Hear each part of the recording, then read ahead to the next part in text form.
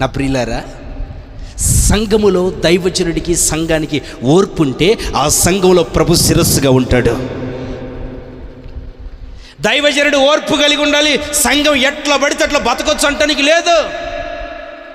ఓ తెసలోనికే సంఘమా, మీ హృదయంలో ప్రభు ప్రేరేపించునుగాక. ఎందుకు అంటే మీరు క్రీస్తు ఓర్పును ధరించుదురుగాక. ఏ ఓర్పు? నేను అంటాను, యేసయ్య ఓర్పు నాలోకి రావాలా, యేసయ్య ఓర్పు మీలోకి రావాలా? యేసయ్యకి ఏ ఓర్పు ఉంది తెలుసా? ఆమెన్ చెప్పండి. యేసయ్యకి ఓర్పు ఉందా లేదా? యేసయ్యకు ఉన్న ఒక ఓర్పు చెప్తా చూడండి, చాలా ఉన్నాయి. ఒక ఓర్పు చెప్తా.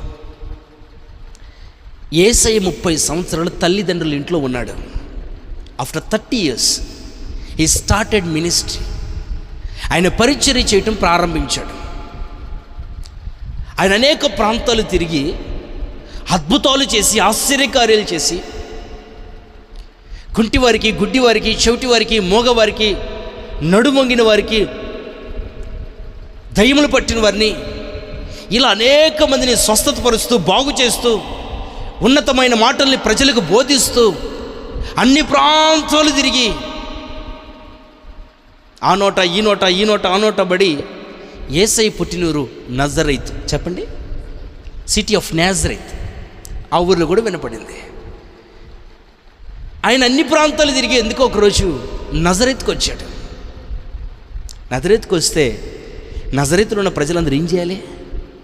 ప్రతి ఊరికి యేసయ్య అడుగు పెట్టి పెట్టకముందే ఆ గ్రామంలో ఉన్న ప్రజలందరూ యేసయ్య పాదాల దగ్గరికి వచ్చి యేసయ్యని నమస్కరిస్తూ, యేసయ్యకి కృతజ్ఞతాస్తుతులు అర్పిస్తూ, ఆయన చెయ్యి మా మీద ఉంటే చాలు, ఆయన చూపు మా మీద పడితే చాలు, ఆయన వస్త్రాన్ని పట్టుకుంటే చాలు, ఆయన షేక్ హ్యాండ్ దొరికితే చాలు, ఆయన కాళ్ళని తాగగలిగితే చాలని మిగతా గ్రామాలలో, ఊర్లలో, సిటీలో ఉన్న ప్రజలందరూ ఎదురు చూస్తుంటే, నజరేత్ అనే ఊరికి వస్తే నజరేతులో ఉన్న ప్రజలు, ఏంది ఈయన యోసేపు కుమారుడు కాదా, ఏంది మొన్నదాకా మనతో ఉన్నాడు కదా, ఏంది ఆయన అట్లా అబద్ధాలు చేస్తాడు అని ప్రజలు ఆయన ఘనపరచలేదు. ఆయన పోతా వెళ్తా ఏమన్నాడు తెలుసా? ప్రవక్త తన స్వదేశమందు ఘనత వహించడు, ఘనత నొందడు.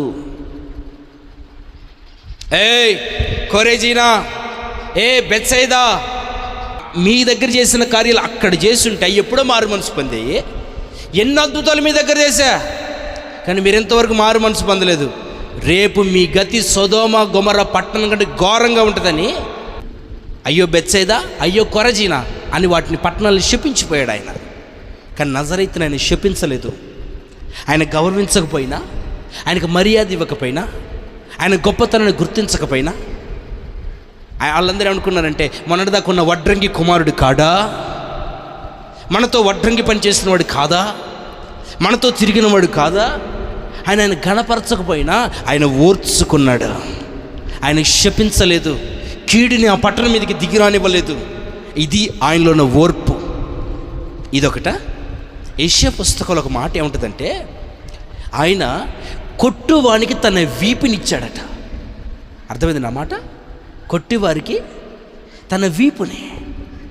ఎవరు కొడుతున్నారు?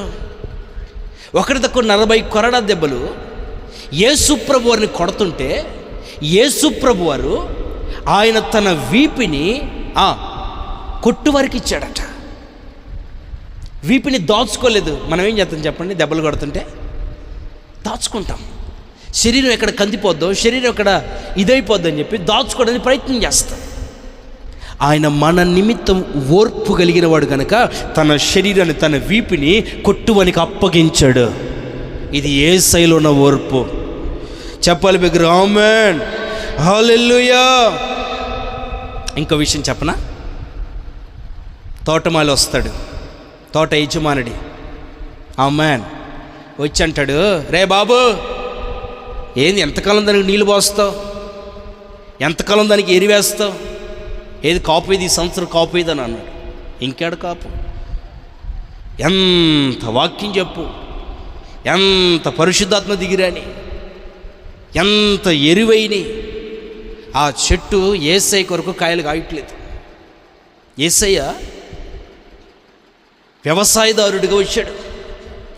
కూలోడు చెప్తున్నాడు, అయ్యా ఈ సంవత్సరం ఈ చెట్టు కాయలేదు అని అంటే, ఆయన వ్యవసాయదారుడు కదా, ఆయన ఏమంటాడంటే దీన్ని పిరికాయి, దీన్ని నరికివేసి మంటేసి కాలబెట్టు అంటే, అప్పుడు ఈ తోటమాలి ఏమంటాడంటే యేసయ్యనే వ్యవసాయకుడితో, అయ్యా గివ్ మీ ఫర్ 1 year, ఇంకొక సంవత్సరం నాకు గడివి. తోట యజమానుడికి నీ మీద నా మీద ఆయనకి కోపం ఉంటే, ఇదిగో యేసుక్రీస్తు ప్రభు మన పక్షాన్ని ఏం చేస్తాడో తెలుసా? తండ్రి దగ్గర కృపాసన సింహాసనం దగ్గర చేరి, అయ్యా ఇకనైనా మారుద్దులయ్యా, ఇకనైనా విశ్వసించిద్దులయ్యా, ఇకనైనా పశ్చాత్తాపడుతులయ్యా, ఇకనైనా నీ వైపు తిరిగిద్దులయ్యా అని మన నిత్యం ప్రతిరోజు తండ్రి దగ్గర మొరపెడతా ఉన్నాడు ఆయన. ఇది ఆయనలోని ఓర్పు. నా ప్రియులారా, క్రీస్తులో ఉన్న ఓర్పుని మనము ధరించుకోగలిగితే, క్రీస్తులో ఉన్న ఓర్పుని ప్రయాసపడి దాన్ని సంపాదించుకోగలిగితే మన జీవితాలు ఆశీర్వాదకరంగా మార్చబడతాయి, మన కుటుంబాలు ఆశీర్వాదకరంగా మార్చబడతాయి. చెప్పండి, ఆమె చెప్పండి, బిగ్గరగా చెప్పండి. ముడుచుకోబాకండి, ముడుచుకుంటే చలి పెడతారు, ఫ్యాన్లు బంద్ చేసుకోండి, ఏం పర్వాలేదు. యేసు రక్తం ఇచ్చి చెప్పాలి బిగ్గర, హల్లెలూయా హల్లెలూయా హల్లెలూయా.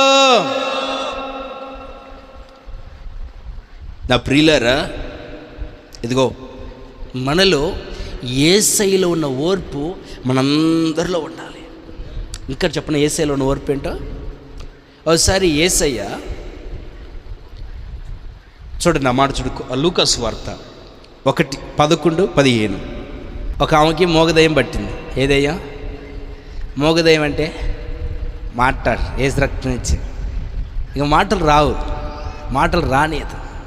సరే, మొత్తం మీద ఆ తల్లిని ఏం చేశారంటే, అయ్యా నువ్వు ఏదైనా చేయగలవాడు కనుక ఇదిగో ఈమెకి మోగదయం పట్టింది, ఈ మోగదయం నుంచి మీరు విడుదల కలిగించండి అని యేసయ్య దగ్గర తీసుకొస్తే, ఆయన ఆ మూగదయం నుంచి ఆమెను విడుదల కలిగించి, ఆ మోగదయం వెళ్ళిపోయింది, ఆమె చక్కగా మాట్లాడుతుంది. అందరు సంతోషిస్తున్నారా? ఎప్పటి నుంచో ఆయన మీద ఒక నింద వేయాలి, ఆయన మీద ఒక నింద కట్టాలి, ఆయన ఎలాగైనా చిక్కులు పెట్టాలి అని ప్లాన్లతో ఉన్నారండి అక్కడున్న పరిశీలి సద్దుకేయులు కొంతమంది. వాళ్ళు ఏం చేస్తారో తెలుసునా? యేసయ్య దెయ్యం ఎప్పుడైతే వెళ్ళగొట్టాడో, యేసయ్యని వాళ్ళన్న మాట ఏంటి తెలుసా? ఇది బయల్జెబూల్, దెయ్యాలకు అధిపతి యేసయ్య అని అన్నారు. అన్నమాట ఏంటి చెప్పండి? యేసయ్యని పట్టుకుని అన్నమాట ఏంది?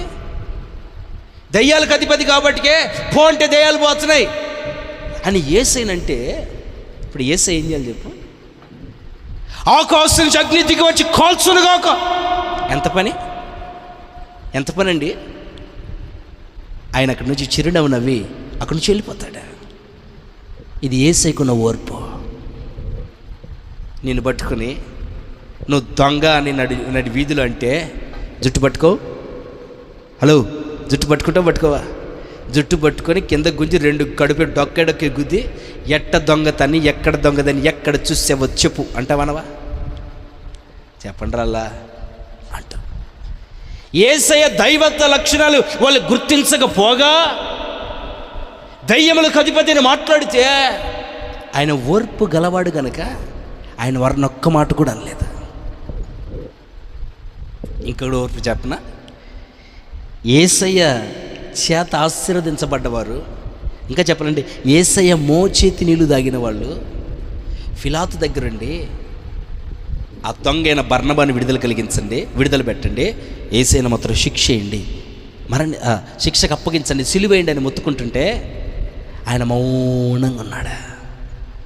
మనమైతే ఏమంటాం? రే దుర్మార్గులారా, మొన్న మీకు 10,000 ఇచ్చాను, 5,000 ఇచ్చాను, నీకు ఆపుతుంటే ఆదుకున్నాను, ఈ పూట నా మీదికి నోరెట్లేస్తుందో ఆ నోరు పడిపోను అంటాం మనం. అవునా కదా? వాళ్ళందరూ యేసయ్య అద్భుతాలు పొందిన వాళ్ళే. యేసయ్య 5 రొట్టెలు 2 చేపలు చేస్తే తొందర ప్లేట్లు వేసుకొని ఫస్ట్ బుక్కినోళ్ళు వీళ్ళంతా కట్టకట్టుకొని వచ్చి పిలాతు ముందు నిలబడి అంటారు. ఒక దొంగ, ఆ రోజు వాళ్ళకి ఏంటంటే పండగ ఆచారం ప్రకారం ఎవరైనా ఒకరిని విడుదల కలిగిస్తారు. ఒక దొంగనైనా విడుదల కలిగించండి కానీ యేసయ్యని సిలువేయండి అని అడుగుతారు వాళ్ళందరూ. కానీ యేసయ్య వాళ్ళందరి వైపు చూసి తల వంచుకుంటాడు తప్ప వాళ్ళని శిక్షించలేదు, వాళ్ళు శిక్షించలేదు. ఈరోజు చిన్నగా దేవునికి విరుద్ధంగా మాట్లాడిన ఒక కాలిఫోర్నియా కాలిపోతుంది అన్న కొన్ని గంటలకే. ఈరోజు ఎంత తొందరగా దేవుడు కోపం దిగొచ్చిందే, ఆ రోజు ఆయన కోపం దిగిరాలేకనా? ఆయన వదుకు తెబడిన గొర్రెపిల్ల, ఓర్చుకునదగిన గొర్రెపిల్ల. ఆయన నీకు నాకు మాదిరిని ఇచ్చిపోవటానికే ఆనాడు ఓర్చుకున్నాడు. ఏమని చెప్పమంటారు? గడ్డం పీకుతుంటే గడ్డాన్ని వాళ్ళ చేతికి ఇచ్చాడట, పిరుక్కోండి గడ్డన్నని. ముఖం మీద ఉమ్మేస్తుంటే ముఖాన్ని దాచుకోలేదట, ముఖాన్ని వారికి అప్పగించాడట. పిడిగుద్దులు గుద్దే వారికి వీపిని అప్పగించాడు. ముళ్ళ కిరీటం పెట్టేవారికి ఆ ముళ్ళ కిరీటం పెడుతుంటే తలని అప్పగించాడు. ఆయనలో ఉన్న ఓర్పు అదే. ఆ ఓర్పుని మనందరం ధరించుకుందుముగాక, ఆ ఓర్పుతో మనందరం జీవించుదుముగాక. క్రీస్తున్న ఓర్పునే నీవు నేను ధరించుకొని ఈ సంఘంలో నడుచుకుందాముగాక.